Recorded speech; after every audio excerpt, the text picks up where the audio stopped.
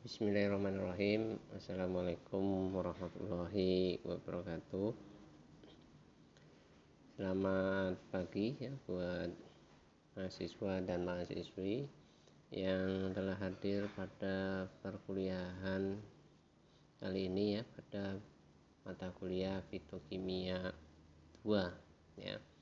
Pada pertemuan sebelumnya ya, kita sudah membahas ya tentang pendahuluan tentang materi perkuliahan Fitokimia 2 ya, meliputi proses analisis di sini ya. Baik analisis yang paling ditekankan adalah analisis secara kuantitatif, terutama pada senyawa-senyawa metabolit sekunder yang terdapat pada tanaman di sini. Nah, pada pertemuan ini kita akan menganalisa yaitu analisis senyawa alkaloid ya pada suatu tanaman atau bisa juga pada obat-obatan di sini. Nah, sebelum kita masuk ke pokok permasalahan yaitu analisisnya, kita akan membahas dulu tentang apa itu alkaloid ya. Jadi kita memfeedback kembali ya pada Fitokimia 1 atau pada mata kuliah farmakonosi ya tentang senyawa alkaloid di situ ya. Jadi kalau kita mau analisis, kita harus tahu dulu nih ya senyawa alkaloid itu apa, sifatnya bagaimana ya, itu harus kita ketahui terlebih dahulu ya sebelum kita beranjak ke analisisnya ya, baik kualitatif maupun secara kuantitatif di situ. Nah, kalau kita lihat di slide ya, alkaloid itu sendiri adalah senyawa organik ya. Jadi senyawa organik ya, jadi kebanyakan ya senyawa-senyawa obat itu adalah senyawa organik ya, yaitu senyawa yang mengandung senyawa karbon ya, atom karbon, hidrogen, oksigen dan nitrogen, dan ada gugus ya tambahan misalnya dari suatu halida atau suatu logam di situ ya, mempunyai sifat-sifat yang berbeda ya, baik dari bentuk isomernya atau stereokimianya ya. Nah, itu juga mempunyai sifat yang berbeda.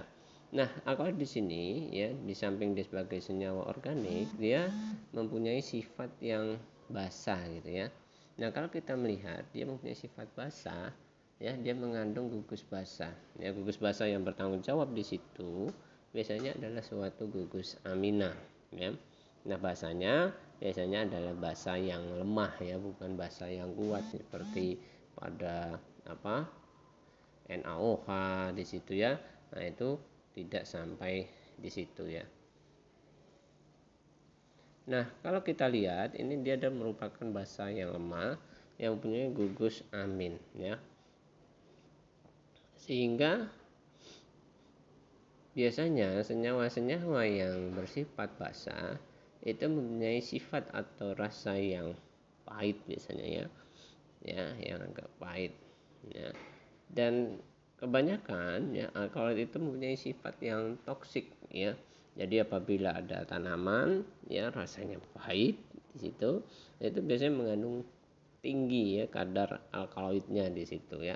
Karena tadi ya dari strukturnya tadi ya, sifatnya basah, rasanya pahit, dan biasanya obat-obat ya, tanaman-tanaman yang bersifat pahit ya itu bersifat toksik ya. Jadi dalam ukuran toksik itu kan dengan kadar tertentu dia aman, tetapi dengan kadar yang berlebih dia menjadi lebih toksik. Nah, toksiknya ini kadang bisa dimanfaati ya, seperti penggunaan obat-obat karsinogenik ya di sini ya, obat-obat kanker ya, itu biasanya digunakan adalah senyawa-senyawa alkaloid ya. Tapi tidak semua ya senyawa alkaloid itu pahit gitu ya.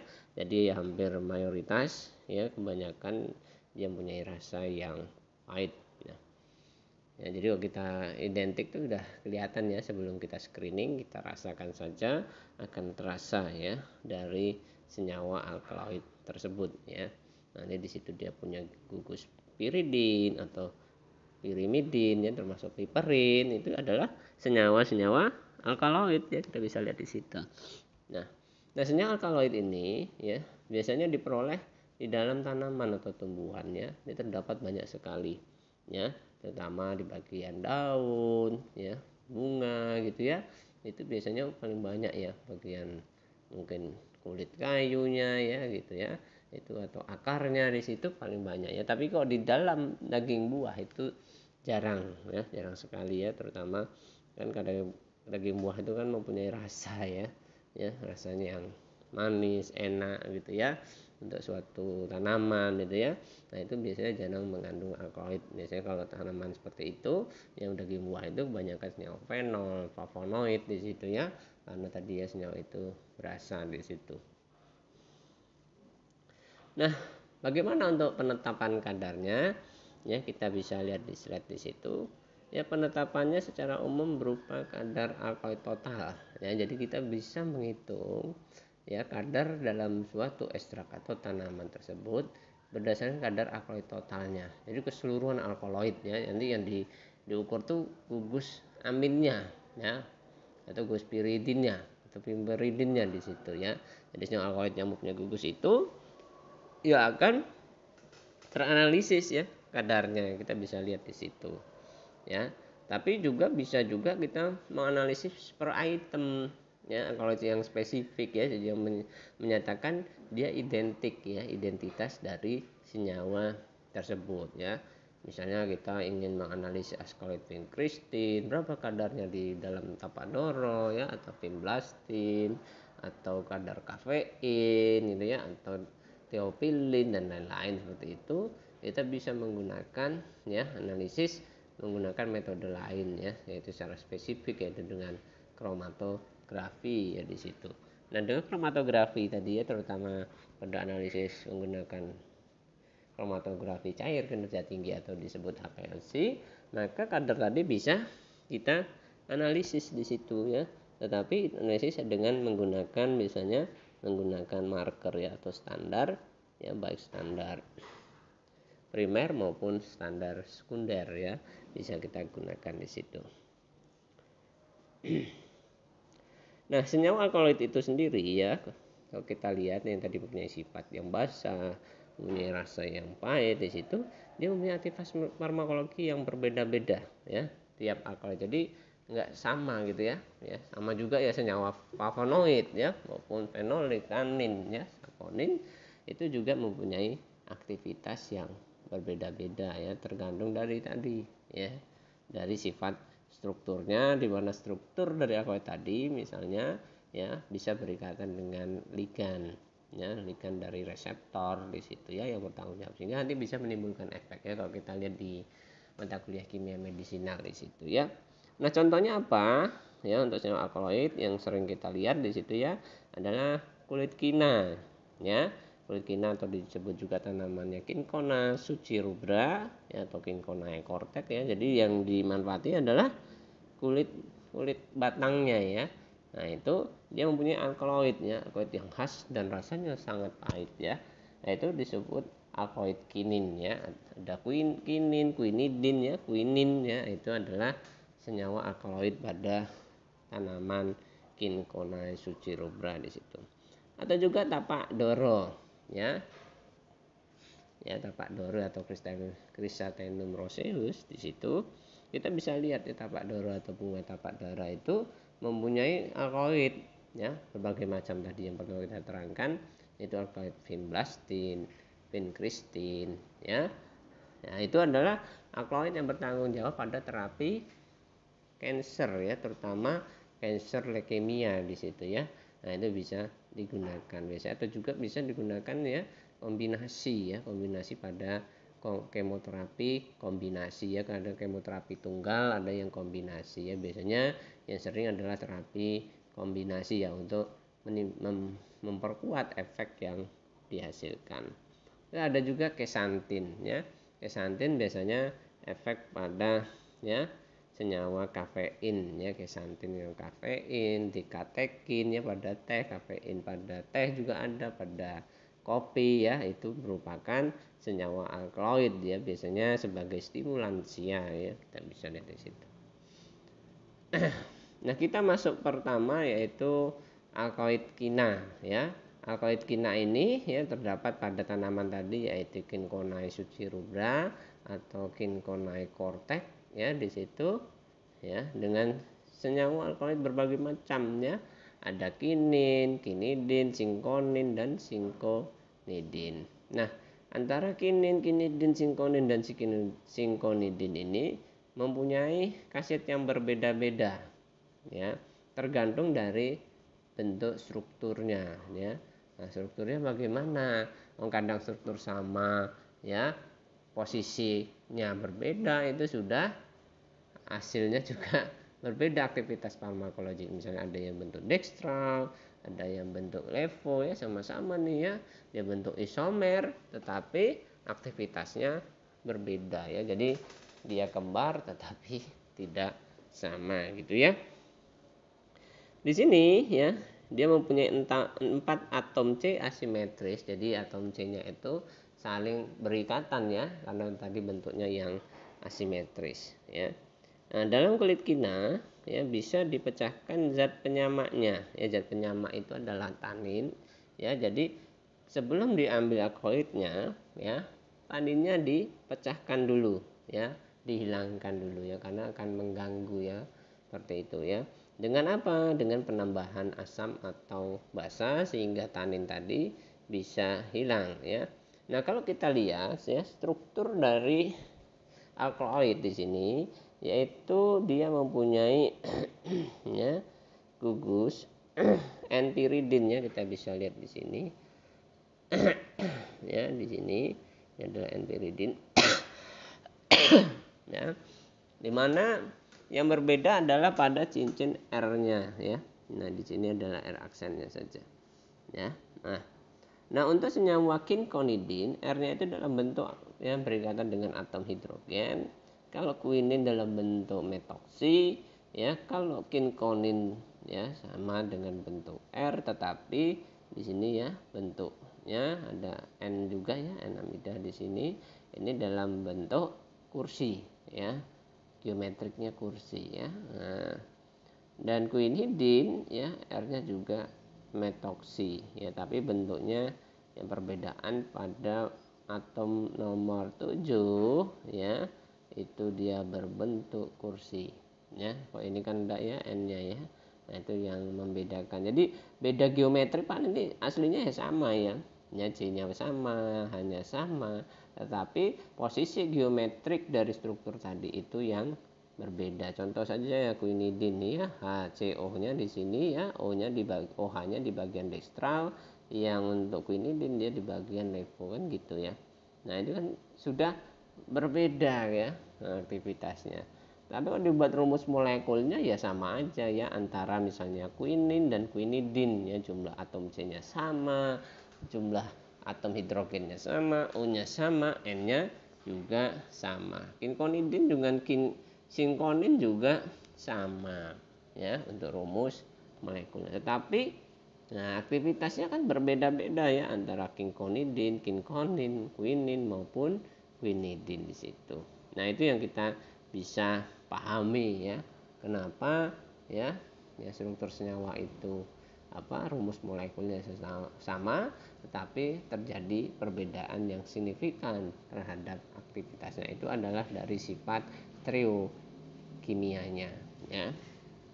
Nah, analisis yang berikutnya ya, kita bisa lihat pada kromatografi lapis tipis ya, kita menggunakan KLT ya, di mana ya kita menggunakan fase gerak dan fase diam ya.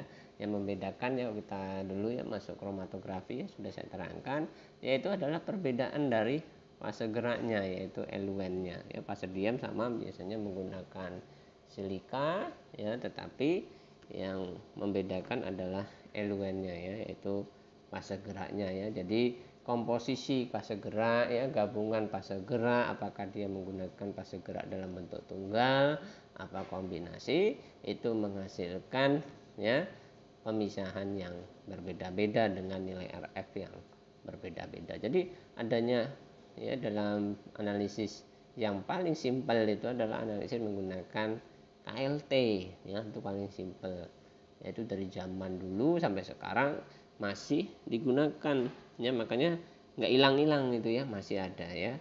Nah itu sering digunakan untuk analisis, biasanya untuk analisis kualitatif ya, jadi akan lebih murah, efisien ya untuk melihat profil dari senyawa alkaloid tadi. Nah fase gerak atau eluen yang digunakan ya biasanya di sini digunakan adalah kombinasi atau campuran ya.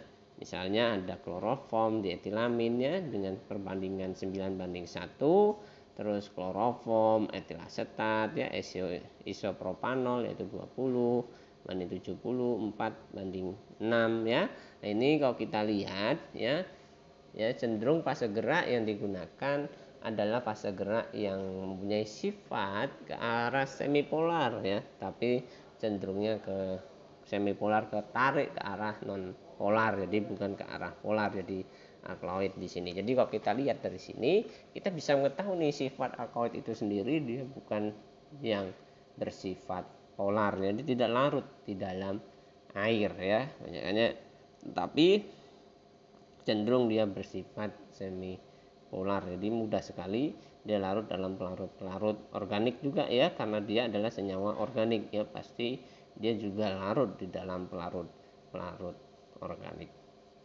Nah fase diamnya ya untuk ALT biasa yaitu dalam bentuk silika gel ya, terus digunakan reagen semprot untuk mendeteksi lebih jelas lagi dengan menggunakan asam sulfat 10% dalam etanol. Setelah disemprotkan plat KLT tadi H2SO4 lalu diuapkan di atas asam formiat, jadi digoyang-goyangkan ya, kalau Anda praktikum kromatografi itu goyang-goyangkan akan muncul di situ ya, muncul apa? Tanda bercak atau spot yang menyatakan RF tadi. Nah ini kalau muncul seperti itu dia dikatakan oh ini memang senyawa alkaloid ya, biasanya dibandingkan dengan standarnya alkaloid tadi ya, dibandingkan dengan RF yang sama ya, baik di UV 254, 366 maupun dengan reaksi semprot. Kalau itu sama ya, warnanya sama dan lain sama, berarti itu identik, dia merupakan senyawa alkaloid. Tetapi kita nggak punya standarnya ya, kita bandingkan dengan literatur ya. Nah literaturnya juga harus jelas di sini ya, apakah literatur itu dalam bentuk book chapter, apa jurnalnya, kita bisa lihat di situ ya. Kalau hasilnya sama, fase geraknya kita gunakan sama, biasanya RF-nya juga nggak beda-beda, tipis di situ. Nah hasil tersebut ya dapat dilihat pada UV 36 dengan fluoresensi ya, jadi alkaloid ya pada UV 36 dia berfluoresensi, dan pada UV 254 dia terjadi pemadaman ya. Nah hasil fluoresensi ya pada plat lempeng KLT ya secara kualitatif tadi itu bisa dibaca dengan mengukur kadarnya dengan penambahan instrumen, yaitu menggunakan spektro UV phase ya, gabungan antara TLC dan spektro UV phase, dia menjadi namanya alat yaitu TLC densitometer ya, thin layer chromatography densitometer, sehingga nanti bisa diukur kadarnya secara kuantitatif berapa jumlahnya. Nah ini contohnya ya, kita bisa lihat peak di sini. Ini adalah hasil ya analisis ya, misalnya dari suatu senyawa alkaloid ya, di mana nanti data yang diperoleh itu dapat berupa retention time ya, atau waktu waktu atau panjangnya dan luas areanya ya, jadi luas area dari peaknya tadi ya, kita bisa lihat di situ. Nah kalau kita lihat di situ ya, ini ya ada dua peak ya, kita bisa lihat ada tiga ya, ada tiga, yaitu pada panjang 31,7 mm atau sama dengan 0,3 cm ya, dan itu dengan luas area yang besar yaitu 236,442 ya. Pada 31 ya di situ ya standarnya ya, standar itu 236 ya, standar alkaloidnya ya 236441 ya, dengan retention time-nya atau titik milimeternya di situ yaitu 31,78. Nah, di yang kedua juga sama ya, 31,78 ya untuk markernya yaitu 236003 ya. Untuk sampelnya di situ ada 3 peak ya, pada milimeter 13 mm, 16 mm dan 31 mm. Jadi kita melihat di sini, kita melihat berapa milimeter yang sama, yang menyatakan RF itu sama. Ya, kalau kita lihat di sini yaitu 31,77 ya. Pada sampel yang ketiga kita bisa lihat itu bahwa ya 237195 itu pada peak itu adalah peak dari alkaloid. Jadi kita bisa menghitung kadarnya ya, berapa persentase kadar yang dapat diperoleh tadi ya. Nanti kita bisa lihat dengan menggunakan persamaan regresi linear ya, dengan menggunakan baku, karena ini ada baku ya. Tapi kalau ini kita lihat sekilas, ini kita bisa melihat secara kualitatif ya, berarti sampel ini mengandung alkaloid ya. Tetapi secara kuantitatif kita harus menggunakan larutan baku dengan ya, dengan konsentrasi tertentu sehingga terbentuk linearitas, sehingga tadi sampel itu bisa kita ukur dengan menggunakan tadi yaitu persamaan regresi. Nah, ini adalah contoh ya, contoh hasil plat KLT dari suatu senyawa alkaloid ya. Ya, kita bisa lihat ya. Ya. Di sini ada penggunaan fase gerak yang digunakan yaitu adalah toluen, etil asetat dan dietilamin dengan perbandingan 70 20 banding 10 ya. Di sini kita menggunakan referensi yang sebelah kanannya, gambar sebelah kanan itu adalah gambar di mana plat KLT tersebut ya dilihat pada UV 365 nanometer ya.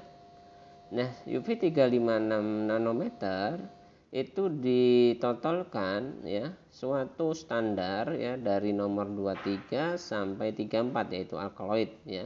Dari alkaloid serpentin, quinin ya, yang 24 itu ya, 25 kinkonin, 26 quinidin, 27 kinkonidin ya, sampai yang 34 yaitu sanguinarin ya. Hasil dari deteksi tadi ya itu untuk melihat ya dengan reagen semprot ya. Biasanya reagen semprot yang digunakan untuk deteksi alkaloid yaitu drag and drop ya. Pada screening fitokim juga ya, kita di fitokimia 1 kita akan melihat ya reagen semprot yaitu menggunakan drag and drop ya. Nah, itu dilihat secara visible ya, kita bisa lihat itu di sebelah kiri ya. Itu adalah hasil dari semprotan menggunakan drag and drop. Jadi kelihatan semua ya. Nah, kelihatan bercaknya ya. Jadi kelihatan bercak pada visible. Jadi kita lihat secara langsung saja sudah kelihatan di situ ya. Atau juga dengan asam sulfat tadi ya 10% ya. Nah, itu kita bisa lihat juga di UV 375. Itu pada TLC scanner ya, maupun KLT biasa. Nah, berikutnya ya analisisnya menggunakan apa? Yang paling modern yaitu kita paling gampang adalah menggunakan KCKT atau HPLC. Nah, dalam menggunakan analisis menggunakan KCKT atau HPLC ya, hasil yang diperoleh ya baik akurasi, ketepatan, presisi itu akan lebih tinggi ya, akan lebih bagus di situ, sehingga nanti nilai limit ya, limit of detection-nya itu akan lebih kecil. Jadi kadar yang dengan konsentrasi yang kecil saja ya sampai mikro piko itu masih bisa terdeteksi menggunakan HPLC ya. Jadi nggak harus persen ya, 1% ya, sampai 1 ppm itu masih bisa dideteksi menggunakan HPLC. Jadi nggak luput gitu ya. Beda kalau kita menggunakan ya instrumen atau metode lainnya ya, seperti volumetri gitu ya, itu kan paling bermain di persenan ya. Spektro juga sama gitu ya, nggak bisa sampai sekecil mungkin di situ ya. Nah, fase diamnya yang digunakan adalah kolom, yaitu kolom C18, yaitu ya kolom silika yang termodifikasi dengan atom karbonnya sebanyak 18 atom C, sehingga nanti yang tadi silika itu bersifat polar karena dia mengalami modifikasi dari gugus oksidasilnya ya, sehingga mengubah tadi ya sifat silikanya menjadi non polar, sehingga dikatakan HPLC itu adalah fase yang terbalik ya. Kalau KLT itu adalah fase normal, di mana fase normal itu ya fase diamnya bersifat polar, fase geraknya bersifat non polar ya. Kalau terbalik itu kebalikannya ya, fase diamnya dia bersifat non polar, fase geraknya bersifat polar. Ini yang digunakan pada analisis menggunakan KCKT atau HPLC. Nah, fase geraknya apa yang biasa digunakan untuk alkaloid kina, yaitu asam asetat 1% ya. Karena senyawa kina di sini bisa tertahan pada senyawa kolom ya. Jadi harus hati-hati ya, takutnya nanti dia tertambat di kolom sehingga dia tidak bisa lepas ya di dalam kolom tadi ya. Kalau diberikan asam, nah ini dia tidak akan tertambat sehingga mudah terdeteksi ya. Nah, ini contohnya ya, kita bisa lihat peaknya ya. Peak ya ada 1 2 3 4 5 6 7 sampai 9. Ini adalah contoh ya, satu peak itu adalah satu molekul senyawa ya, senyawa A, senyawa B sampai 9 senyawa 9 di situ. Nah, itu berbeda-beda ya. Jadi semakin panjang ya berarti ya di situ ada bawah ya, X-nya itu menit ya, 0,5 menit, 1 menit sampai 2,5 menit ya. A-nya itu adalah mikrovoltnya ya. Jadi penerjemah dari nilai absorbansi yang dikonversi menjadi mikrovol ya. Jadi satu absorbansi itu ya bisa diterjemahkan, masih bisa dideteksi di HPLC menjadi kapasitas misalnya 1000 atau 10.000 mikrovolt. Jadi bisa ada muncul peak ya. Kalau di spektro itu sudah enggak ada plus minusnya, satu absorbansi ya. Jadi nah itu kan tidak bisa terdeteksi kan gitu ya. Nah, itu ya kelemahan dari spektrum tadi. Untuk sampel-sampel yang kecil itu agak sulit ya akan terdeteksi. Nah, kalau kita lihat di sini ya 0,5 2 ya. Nah, berarti yang keluar lebih dulu itu yang peak 1 ya. Setelah itu baru peak yang kedua, yang ketiga, keempat, 5 6 7 sampai yang terakhir itu adalah yang ke-9. Nah, berarti yang pertama yang keluar itu dia mudah terelusi ya, terelusi oleh fase gerak. Kalau fase geraknya bersifat polar, berarti yang pertama itu peak yang pertama itu sifatnya polar, terus semipolar sampai yang terakhir itu yang non polar ya. Jadi kita bisa lihat di situ yang membedakan profil dari senyawa tadi bisa kita lihat dari peaknya tadi berdasarkan waktu retention time-nya tadi. Ya, gitu. Nah, tadi kita sudah masuk ke HPLC yang alkaloid kinin. Sekarang kita masuk ke spektro UV phase ya. Nah, metode spektro UV phase ini ya paling banyak digunakan ya. Paling banyak digunakan, mudah ya, meriah. Tetapi tadi kelemahannya untuk sampel-sampel kompleks itu susah diterapkan dan limit of detection-nya juga sangat besar ya. Jadi kalau kita ingin untuk sampel yang kompleks gitu, kita harus preparasi dulu ya menggunakan ya kromatografi ya, bisa pakai kromatografi kolom. Jadi membutuhkan biaya yang panjang, waktu yang lama. Nah, ini akan sangat-sangat menyita waktu ya kalau untuk analisis kuantitatif ya. Tapi untuk analisis kualitatif, nah kita cukup melakukan dengan TLC saja ya, seperti itu ya. Nah, di sini ya spektro UV phase ya digunakan untuk komponen yang bentuknya tunggal saja ya. Makanya obat-obatan itu sering banget pakai UV ya, misalnya sediaan obat ya karena bentuknya tunggal. Nah, obat yang kompleks biasanya senyawa ya, misalnya obat-obat flu dan lain-lain ya, demam, ada panadol, batuk flu ya. Nah, itu biasanya nggak pakai UV kalau kita di industri ya, pakainya HPLC. Tapi kalau dia bentuknya tunggal kayak metformin tablet ya, terus asam mefenama tablet, itu bisa ya dengan menggunakan spektro UV phase ya. Jadi tergantung dari sampelnya tadi ya, apakah dia bentuk tunggal atau kompleks di situ. Yang kedua, dalam bentuk campuran alkaloid kinin, sinkonidin ya tidak bisa dianalisis berbarengan ya, karena tadi ya struktur rumus molekulnya sama, sehingga yang mempengaruhi apa? Nilai UV-nya juga sama ya, panjang gelombangnya itu sama, sehingga gugus kromofornya sama ya, panjang gelombangnya sama, sehingga apa yang terjadi? Saling berdempetan. Apakah ini kinin, apa kinidin, apakah dia sinkonin, apa sinkonidin. Nah, kita bisa lihat dengan nilai S1% 1 cm-nya di sini ya.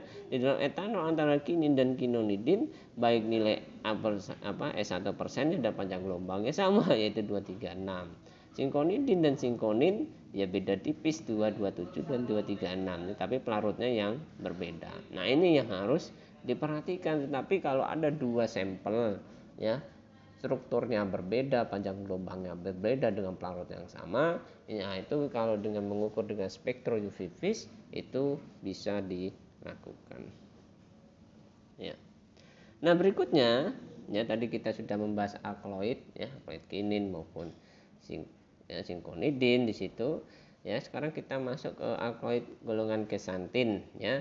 Di mana ya kesantin ini ya mempunyai gugus purin ya. Jadi gugus purin itu gugus yang tidak disukai oleh penderita asam urat ya.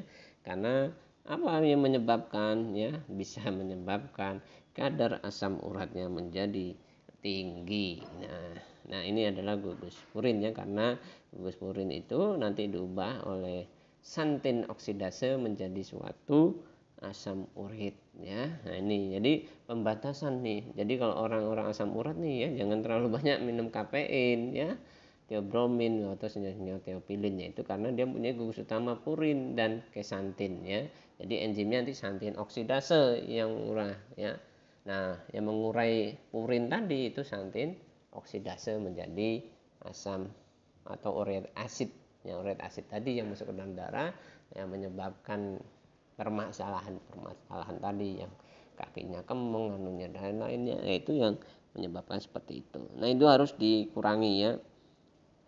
Sehingga obat-obatan yang ada seperti allopurinol dan lain-lain itu menghambat produksi santin oksidase ya, sehingga urinnya ada tetapi enzim yang mengubah ke asam ureatnya tadi itu berkurang, sehingga produksi asam ureat juga berkurangnya dihambat. Jadi makan purin itu tidak apa-apa ya, tapi enzimnya dihambat, purinnya tinggi. Tapi biasanya obat-obat purin ini biasanya digunakan untuk obat-obat untuk pengatasan kanker juga mengandung gugus purin. Biasanya ada antagonis purin ya di situ ya, untuk menggantikan, karena sel kanker itu suka senyawa purin, diberikan senyawa antagonis purin, sehingga pada penderita kanker biasanya kadar asam uratnya pasti tinggi-tinggi ya tadi ya, karena tadi ya hasil dari metabolisme dari kadar purin tadi.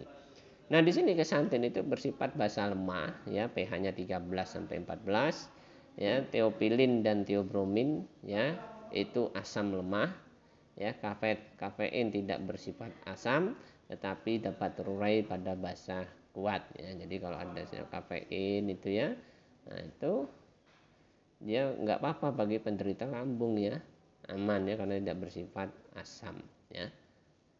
Nah, ini adalah struktur dari kesantin ya. Yang berbeda adalah pada R1 dan R2-nya ya. Apabila pada kafein R1-nya dia suatu metil semua ya, teobromin ya, yang berbeda pada R1-nya yaitu hidrogen, teopilin yaitu berbeda pada gugus R2-nya yaitu hidrogen ya, R1-nya metil. Teobromin, teopilin ya, ya kita bisa lihat ya, berbeda R1 R2-nya. Teobromin biasanya digunakan sebagai stimulan seperti kafein. Teopilin sudah beda lagi ya, sebagai bronkodilator ya. Bukan bronkodilator ya, untuk melegakan bronkus ya, untuk melebarkan bronkusnya, bronkodilator ya, sama seperti itu ya.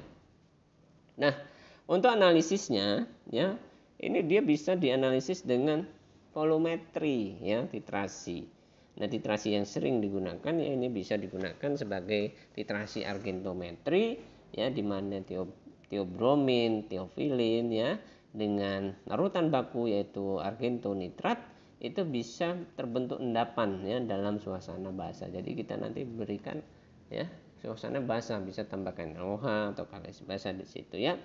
Sedangkan untuk kafein ya tidak dapat bereaksi dengan perak nitrat ya, karena tadi tidak mempunyai atom H yang dilepas. Kita bisa lihat di sini ya, kafein itu tidak punya atom yang bisa dilepas ya, karena dia punya gugus metil saja ya, metil ya, sedangkan teobromin dan teopilin dia punya atom hidrogen di R1-nya untuk teobromin ya, sedangkan pada teopilin pada R2-nya. Jadi bisa, tapi kalau kafein tidak bisa, sehingga tidak ada ya H yang dilepas, sehingga tidak bisa terjadi proses ionisasi pengendapan di situ ya. Kalau hanya dilepaskan bisa berikatan ya antara struktur Ag dengan struktur pada senyawa teobromin atau teofilin ya, dan hanya lepas berikatan menjadi suatu asam nitrat di situ. Nah, teobromin terdapat sebagai garam natrium biasanya ya, dan kalsium, apalagi garam ya mudah sekali dititrasi ya kalau ada garam natriumnya atau kalsiumnya di situ ya, nanti bisa menjadi CaCO3 atau NaNO3 di situ ya. Dalam larutan amonia panas atau basa lemah panas ya, garam teopilin di sini ya dengan AlGNO3 membentuk endapan berbentuk kristal ya, kalau suasananya diberikan amonia yang panas. Itu ya yang pertama, yaitu dengan titrasi argentometri. Yang kedua ya dengan iodometri ya, atau titrasi reduksi oksidasi ya. Iodometri ini adalah titrasi secara langsung ya dalam suasana ya asam ya. Kafein direaksikan dengan iod menjadi periiodida ya. Jadi di sini yang bisa dianalisis adalah senyawa kafein ya.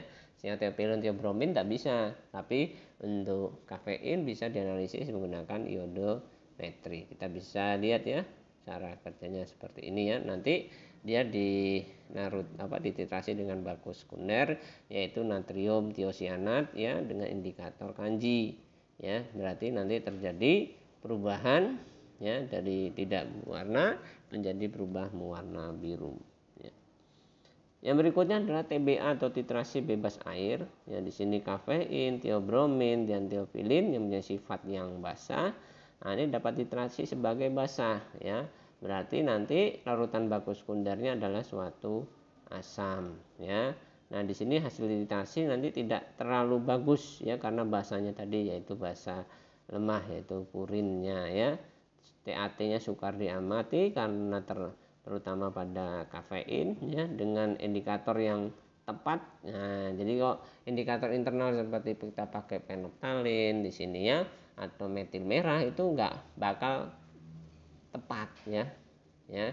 Karena terjadi perubahan pH-nya sangat cepat di situ ya. Nah, makanya kita bisa pakai indikator dalam, yaitu indikator potensiometri. Kita bisa lihat terjadi penurunan pH di situ ya. Nah, ini nanti dalam asam asetilenian, hidrogenat ya. Nanti hasilnya akan diperoleh akan lebih bagus ya dibandingkan menggunakan indikator warna. Jadi ada 3 yang kita bisa lakukan ya untuk analisis golongan kesantin tadi dengan metode titrasi, yaitu argento, iodimetri, dan titrasi bebas air di situ ya. Untuk argento yang bisa hanya teobromin dan teopilin, untuk kafein tidak bisa karena tidak mempunyai atom hidrogen pada R1 maupun R2-nya, sedangkan pada iodometri yang bisa adalah pada kafein tadi yang membentuk periiodida di situ ya. Sedangkan pada TBA semua bisa dianalisis ya, tapi menggunakan yang lebih baik menggunakan indikator potensiometri. Nah, berikutnya yaitu dengan analisis spektrofotometri ya. Turunan kesantin itu dapat menyerap kuat cahaya UV ya. Jadi dia dapat menyerap cahaya UV karena tadi dia mempunyai gugus kromofor ya, kromofor dan auxokrom, sehingga kalau dia menyerap kuat cahaya UV dia akan menghasilkan nilai absorbansi yang tinggi atau daya serap yang tinggi. Nah, sedangkan pada pH 6 ya, kafein, teobromin dan teofilin menunjukkan panjang gelombang maksimum yaitu 272 ya sampai 273 ya. Hampir sama ya panjang gelombangnya. Pengaruh pH larutan sangat sedikit ya pada lambda maksimum. Jadi pH-nya dinaikkan ya sama aja. Ya, baik pH 6, pH 7, pH 8 gitu ya. Jadi kalau Anda menganalisis kan ada nggak pengaruh dari kenaikan pH terhadap pergeseran panjang gelombang. Biasanya terjadi pergeseran, namanya pergeseran batu kromik di situ ya. Nah, itu ada pelepasan struktur di situ sehingga pergeseran itu diharapkan bergeser. Ya, kalau dia bisa bergeser, kita bisa mengukur ya senyawa kompleks tadi, ya 3 tadi ya dengan panjang gelombang yang berbeda-beda. Ya, sehingga bisa diukur nih. Ya, kalau panjang gelombangnya sama ya susah. Ya. Nah, itu yang bisa saya sampaikan ya untuk perkuliahan kali ini ya. Apabila ada kesalahan saya minta maaf ya. Ya, kita akhiri saja perkuliahan ini dengan baca hamdalah bersama-sama. Alhamdulillahirabbil alamin. Ya, wabillahi taufik walhidayah. Wassalamualaikum warahmatullahi wabarakatuh.